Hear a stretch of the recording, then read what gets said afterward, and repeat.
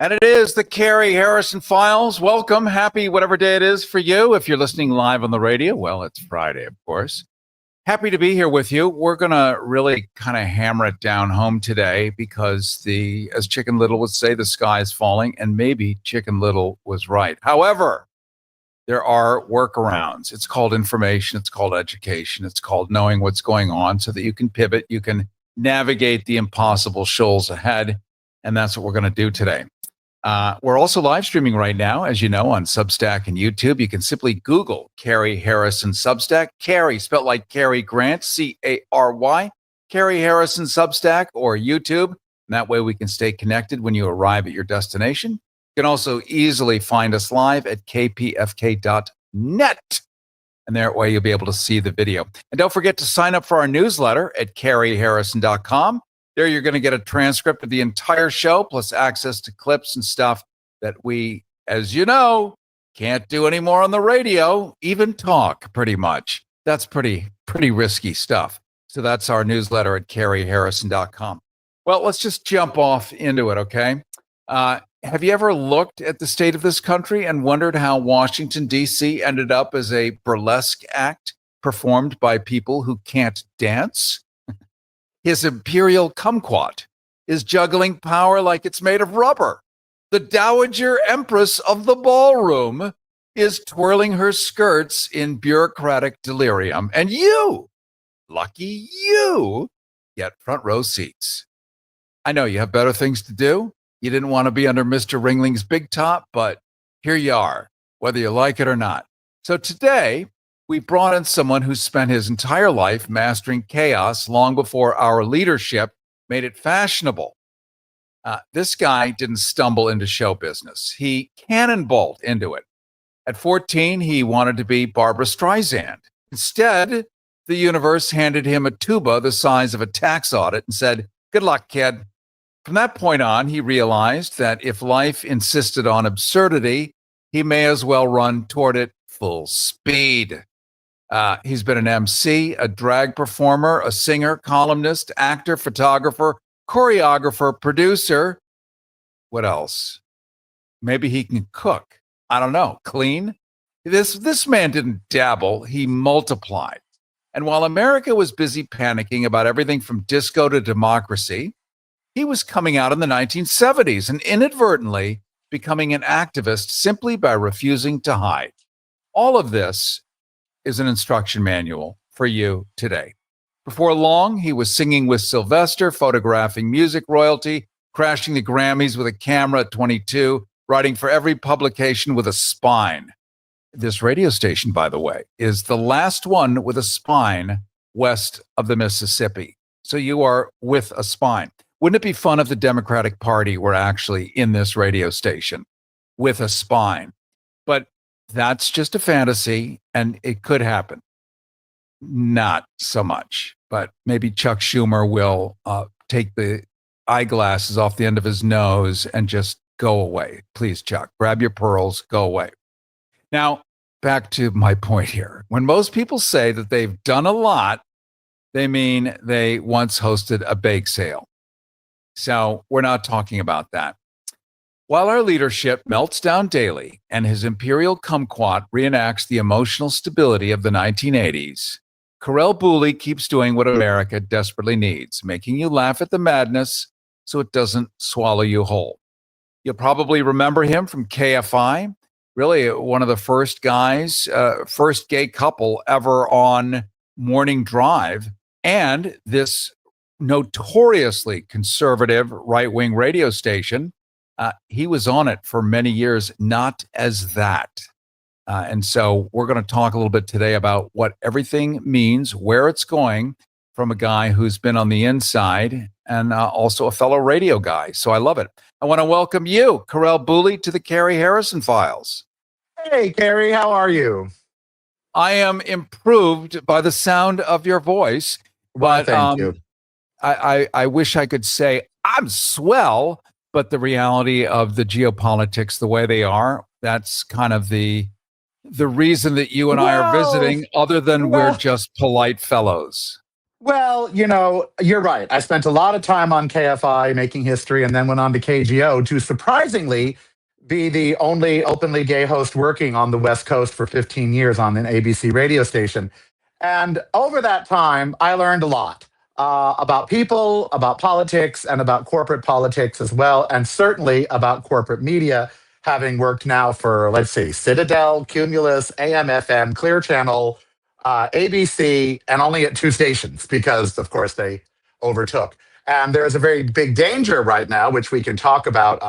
One of the things in Grammy, I vote on Grammy, and one of the things we're concerned about right now is Congress wants to change the media ownership rules again to favor the large companies. Right now, in a city like Los Angeles, a company like Cumulus can only own 5 radio stations, 3 FMs, 2 AMs, etc. I love how you say only. Only they Right, can yeah, only. only. It used to be you could, if you had a radio station, you couldn't own the newspaper. Why? Right. Because then you own Right. all the information. Now you can Yes. only own 5. Well, they want to remove that cap. This is terrible. They want to remove that cap so someone like Cumulus could own every station. That's how Republicans Let's help people know what Cumulus is, because you and I are going to do a lot of inside talk.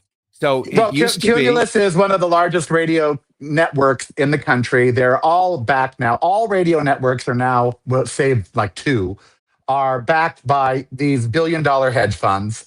And subsequently, we have seen the demise of progressive talk radio on anywhere except like KPFK because Republicans bought up all of the radio stations, and then hosts like Glenn Beck or Rush Limbaugh, or just pick a name, they didn't have to make money because the radio station was more centered on the message and not the profit. And that's how we got all of this right-wing media. They simply bought the stations.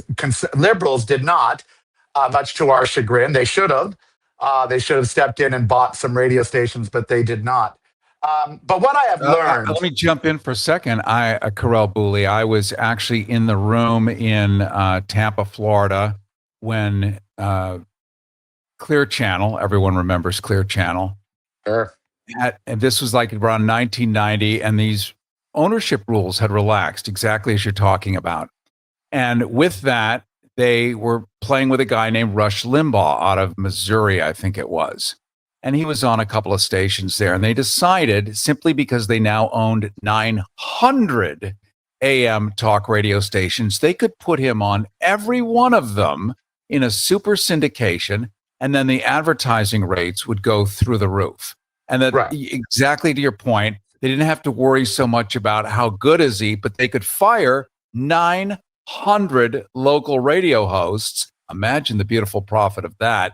Put this guy on, and the fairness doctrine had now been removed. So when I started radio, when you started radio, if you were going to do a Ku Klux Klan rally on the air, you had to have a not Ku Klux Klan rally equal time on the same station. All that went away with Limbaugh. He was the beginning of what we see today. Well, and I met Rush, and he sent me flowers when Andrew died, which was very nice of him. And, David Hall, who basically is responsible for my radio career, is also responsible for Rush's and for Dr. Loris and for Glenn Beck's. But he's a screaming liberal. But the fairness doctrine had its good side. It also had its bad side. In today's world, we would be forced to platform another side when I have now learned there are not two sides. Well, there are two sides to every issue, a right and a wrong one. And in today's world, we feel the need to platform people on the other side. These major networks, CNN, MSNBC, they feel a need to platform people that shouldn't be heard at all. Just because you have a voice doesn't mean everybody should hear it. And so we subsequently are getting a lot of misinformation, a lot of propaganda. Just this morning, I heard Megyn Kelly arguing that 15 and 16-year-old girls are barely legal and it's not pedophilia and all this other stuff. And so they're trying to soften the release of the Epstein files and the fact that Donald Trump is all over them and he knew about the girls and he was more than likely sleeping with them. If you have one friend as a sex trafficker, could be bad luck. If you have 2 friends as a sex trafficker, because he's also friends with Vince McMahon, then it says to me you are who you hang out with. But to hear Megyn Kelly trying to say that, well, sleeping with 16 or 15-year-olds, they're almost legal sort of thing.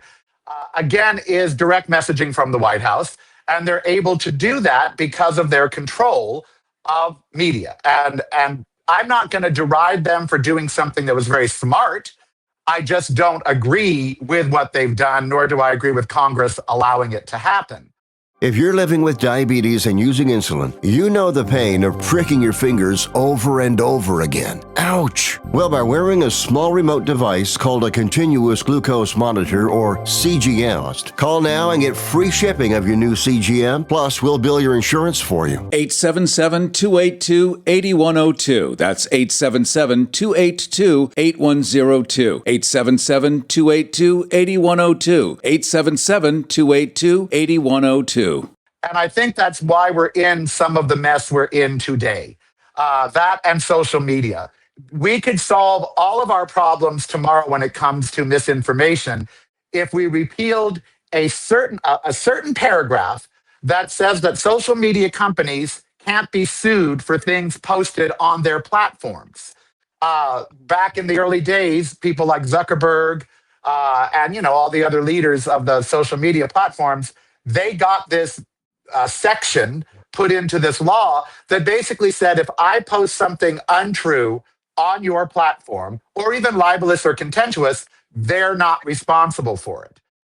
And they should be, just as and they are networks. They shouldn't be. I'm just going to counter this for a second, only because if they are pretending to be a utility, like a phone company, where you can say whatever you want without any problem, you can't sue for the conversation. Sure. But they're not a utility. They're media companies. That's right. That's right. That's the part that needs to be handled. If you're going to pretend you're a utility, then you must be regulated like a utility. Right. The internet is a utility. The internet is a utility. Yeah, you can't have it both ways. And unfortunately, the public has not been included in this, and Congress is not keen on doing that. There's also another part. The internet is a utility, like electricity. It's a utility. But for instance, we use the internet to stream NBC, CBS, ABC. That doesn't mean that those networks are utilities because they're streamed over the internet. They are still media companies. And there is no doubt that Facebook, Instagram, TikTok, these are media companies. They are just like networks. They show programs, they have programming. So they are media companies, and they should be treated with the same regulation that media companies are treated. Just like Trump wants $1 billion from the BBC for editing together part of his speech, social media companies should be just as responsible for posting anything that is incorrect, libelous, slanderous, that sort of stuff. Well, you're talking about accountability. You're talking about pulling politics completely out of the mix. And we know that this is a thunderous propaganda machine. So it sort of doesn't, that horse is so long out of the gate that trying to get people to behave and act nice, it's ridiculous. At this point, we're stuck with what choices do we have given everything? I'm going to reintroduce you right now because people drive around as they do, get in and out of their cars. We're talking with Karel Booley, the one-man multimedia avalanche who survived more cultural earthquakes than Washington, D.C. has generated scandals. I caused a few cultural earthquakes. There's no doubt about it. A trailblazing broadcaster, performer, columnist, et al. You'll remember him for many years on KFI. And here we are today actually talking about, do people stay or leave? Is this a battle that you feel, that one should feel inspired to defend the Constitution, defend their homeland? Or do you split before you get squashed? And I know you're exploring that too. I vacillate on that. I really do. First of all, as a gay person, this country has never wanted me. So, it's not like that mood has changed. It hasn't. They've never wanted us to be equal. They've never welcomed us in all 50 states. The United States has never been a good place to be gay, period, end of story. And people say, well, try Saudi Arabia. You know what? Can it? The fact is, there are as many places in the free world where Saudi Arabia. That's my exactly. advice. Don't try it. Don't try it. Unless you want to wear a burqa like Michael used to. Michael Jackson. There are so many countries where it is so much better to be gay right now. So I vacillate on this question. I liken it to the Jews asking themselves. Take Einstein, for instance, one of the smartest people to ever have lived. He did not leave Germany because he simply did not believe that the people were going to stick with this Hitler guy. He just did not believe. He wrote about it. He talked about it. He said, yes, he's appealing to their empty stomachs right now, and he's appealing to their blame the immigrant sort of mentality, but that's not going to last. Then he went out one day, and he had already been being vilified by the regime. And he went out one day and basically got attacked in the streets. And he went upstairs and told his first cousin, who would later become his wife, that it was time to go. So he accepted a speaking engagement in the United States, and he never went back. And when he got here, he started helping other Jews leave Germany because he really believed it was time for Jews to go. So it's a multifactored question. If you have the resources, if you're Ellen DeGeneres, if you're Rosie O'Donnell, if you're someone that has the resources, absolutely. Get the hell out, sit out these next 3 years, see how it all lands, and then perhaps come back. You'll be a lot happier. You won't have the ridiculousness that is Donald Trump that robs us every day of our very lives. You won't have all that in your life.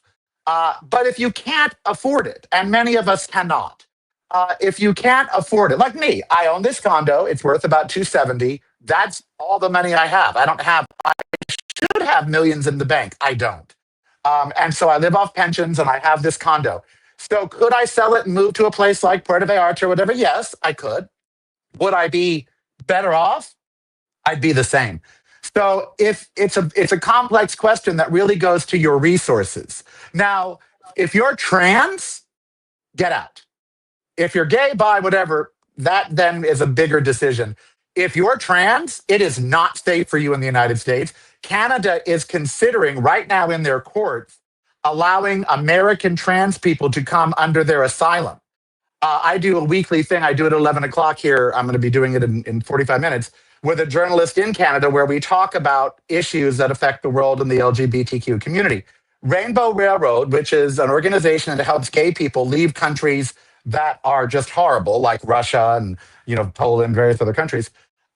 They are now helping trans people in America get to Canada. And a Canadian court threw out a trans person's case for asylum, but then a higher court said, wait a minute, we think it is dangerous for a trans person out of Arizona to be a trans person.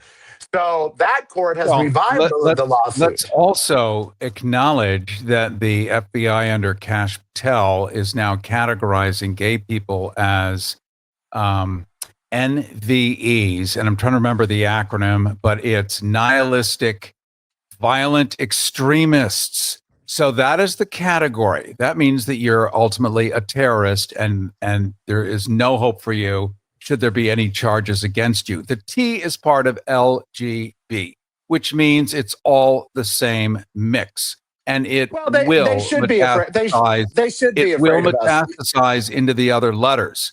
So the question is, they should be afraid of us. What can gay people do as a unit, as a collective community, not monolithic? So unfortunately, you don't have a leader that expresses a plan. But what can gay people do as an alert and enlightened collective to help others get out? You've got Rainbow Railroad. We have Norway now talking about offering asylum for the first time. Yep. This may spread to other countries, including Canada, Switzerland at some point. So the rest of the world sees it for what it is. We here just keep going, it's not happening here. It can't happen here.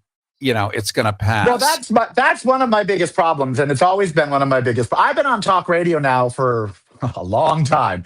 I still do a daily podcast, the Karel Cast, and by the way, it's just Karel. I don't use the Boule, but that's fine. And so I have been talking. When George W. Bush basically stole the election, I was telling everybody this is worse than what you think. This is equal almost to a coup. The same thing for Donald Trump. I don't want to be a conspiracy theorist, but I don't believe with any ounce of fiber in me that he legally won this last election. I simply do not believe it. But that being said, again, it goes back to what can you do? Now, certainly in your own community, we are suffering. Our bars are closing in record numbers, so there's less safe spaces for us to go to. Pride organizations have had all of their. Let's help people understand what that means, because again, this is a little inside baseball. So take some bars in red states, for instance. The governors of those states have frozen the bank accounts of the owners of those bars, so they simply cannot conduct business. Likewise, it doesn't feel like a safe space. The cops are actually raiding them as though it's the 1960s again, for fire regulations, too many people standing in the corner. Didn't they just raid the Abbey? Didn't they just do the Abbey in LA? They just raided the Abbey, I believe. And ICE was there, raiding the Abbey. And you're right. It harkens back to pre-Stonewall, pre-1979 or 70, 79. And it harkens back to the 60s and the 70s, and the drag bans. I mean, remember that Stonewall started because one of the laws was you had to wear 3 articles of clothing specific to your gender, and the police got to decide what those articles of clothing were. And so now with these and women were bans, called, in quotation marks, mannish. Yes. And so we are going back there. And for any gay person listening to this, if you don't think it's as bad as we are saying, you are delusional. It's worse than what we're saying. We are now in this country open fodder again, and not just for the general public. Remember, the bully pulpit sets the tone. And so, of course, for the general public, we're open fodder again.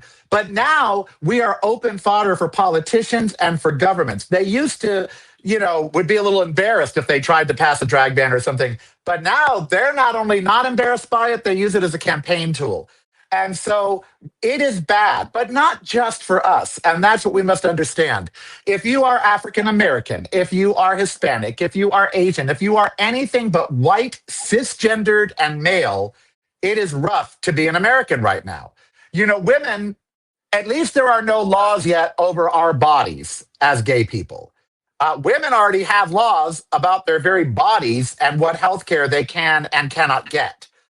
At least that hasn't happened to gay people yet. I have to disagree, only because I have information that we don't have in LA.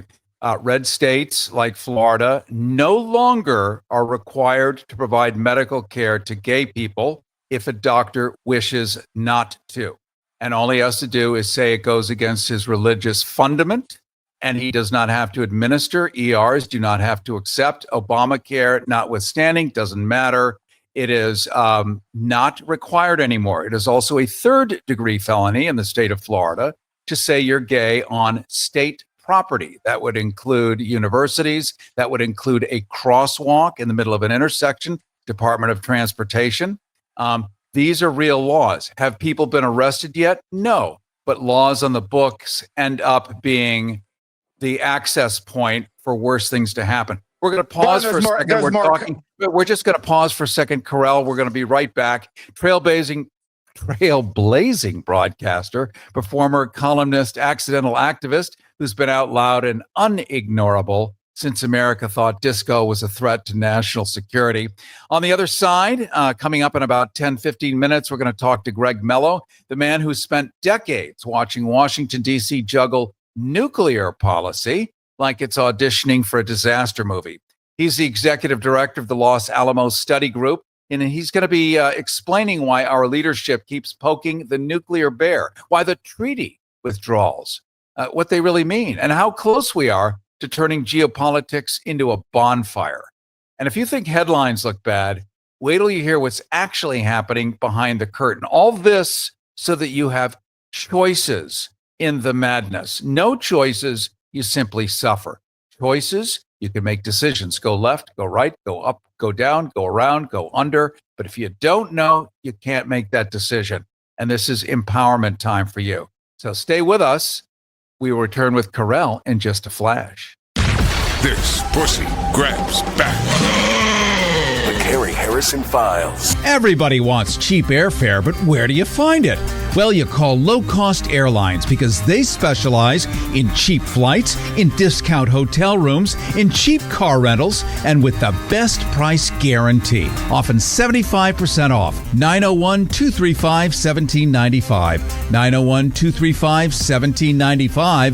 901-235-1795. 901-235-1795. It's empowerment time. Carrie Harrison with you. This is the Carrie Harrison Files, reminding you to make sure that you catch us right now live on Substack and YouTube as video.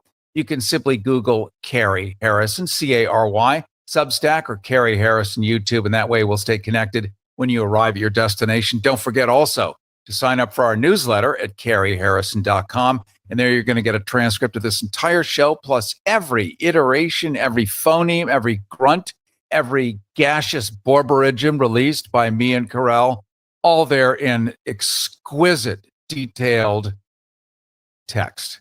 Plus, we're going to give you access to clips and stuff that we no longer can do on the radio. And we've talked about who's watching and why we can't. So we're going to be able to include that. We're talking right now to Karel. You'll remember him from KFI as the first ever morning show couple that was gay on the air. And from there, he's been all over the place, just as I have, on hundreds of different radio stations over time, in a very mainstream, straight environment, and not having a bad time at that. But these times are bad. I don't know about that. You know, I always say that it was easier to get a job in commercial radio in the late 90s than it would be now as an openly gay person. It is harder now for us. I can tell you why. I can tell you why. Yeah, I can tell you why too. I mean, other than just being gay, the gay part is not easy for them to sell. When I was on KTLK, your sister station at KFI, yeah. Yep. we had the hardest. They had the hardest time selling advertising for Air America. They had no idea how to sell a commercial for people that made sense and were smart. They only knew how to sell advertising for idiots that were so somnambulistic they would buy any car that was commercially advertised. They can't sell gay people. If they could make a fortune off it, we would be ubiquitous. Well, but now we have the bigger risk of it's not just that we're gay, it's that we're not conservative, and they know that Trump's FCC is watching. And so if it's commercial radio, they don't want their licenses put in jeopardy by someone that opposes Donald Trump. So you're going to hear very homogenous voices that all line. Look at Tim Cook. My God, if I didn't love Apple so much, Steve Jobs is rolling over in his grave. Tim Cook has kissed Trump's butt so many times, I just want to puke. And here is an openly gay man, you know, and I'm like, I'm not sure that Tim Cook is aware that Donald Trump does not like him. But, you know, he brings him solid gold statues and he goes to these expensive dinners and all to curry favor with the king. And it's disgusting. Corporate America's response to Donald Trump has been absolutely disgusting, bending a knee and doing whatever he says. This is how despots and dictators take over. This man is a dictator. He is an autocrat. He should be removed tomorrow. If you are a member of the GOP or MAGA and you think what he's doing is okay, you're both stupid and ill-informed. He is the epitome and easy to of sell advertising too. Yeah, exactly. He is the epitome of what you do not want in the Oval Office, which I'm surprised he hasn't raised, even though he's gold-plated it. People are starving. He is denying SNAP benefits to my sister. I had to send her $400 this month because she didn't get her SNAP while he is putting up gold things inside the Oval Office and building a grand ballroom. This is the height of despicable. And we talked about, is it time to leave? Look, America is not the country we all have been sold that it is. We rank lower in healthcare than like 17 other nations. We rank lower in education than 24 other nations. The only two things we are good at in America is spending money and incarcerating people. Those are the two things we lead the world at. Incarcerations, especially of minorities, and spending money, being consumers. That's all we're good at. There's nothing else that we're good at. And so I think if you were to take the blinders off with the question, should I stay or should I go, and see America for what it really is, The answer would be go. Go, because look, I've been to Ireland. I've been to Lisbon. I have been to France. I have been to many, many countries, Mexico. And trust me, all these people that say, oh, you will leave and come back because America is so great, they've never been anywhere. They haven't been out of their trailer park. They can't get up off the sofa with J.D. Vance. I mean, these people, their view of the world is through National Geographic. They've never left. Only 41% of Americans even have passports. 21%. I'm sorry. Yes, you're right. 21. You're right. I'm sorry. I'm looking at a number 41% right here. That's why I went the wrong way. Sorry about that. But yeah, so like 79% of us don't even travel. And so could you go? Yes. If you can afford to get out, get out. There are beautiful countries all over the world that are. Malta is absolutely spectacular. There are places where you're going to have a different way of life.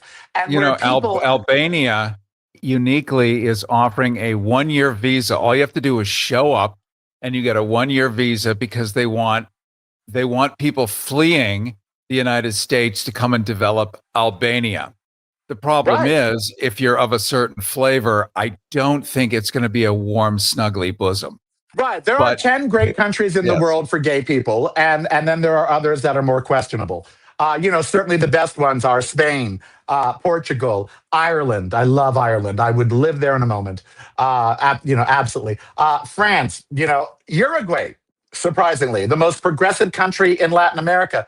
It was the first to legalize same-sex marriage, first to legalize cannabis, first to legalize trans rights. So Uruguay, not so great on the drinking water, but they're getting there. So that's a great country. They actually had to add salt to their drinking water recently, brackish water, because they were experiencing a 4-year drought. They've since had rains, and now they're building a new reservoir, and they're trying to, catch up to their water problem. Unlike Nevada, where I sit, where we just keep watching Lake Mead go lower and lower, thinking, I don't know, praying for rain or whatever. But at least you can find a used rusted refrigerator poking up out of the water now, and corpses. You don't have to go that far, honey. You can see those in people's yards around here. Are you kidding me? With their trucks up on the cement blocks. And I hate to say, I am so sorry. We are completely out of time, but this has been a really awesome half hour. We're going to do it again. Okay? Absolutely. So I'm looking forward to it. Give us the quick 411 on where we can find, follow, and support you.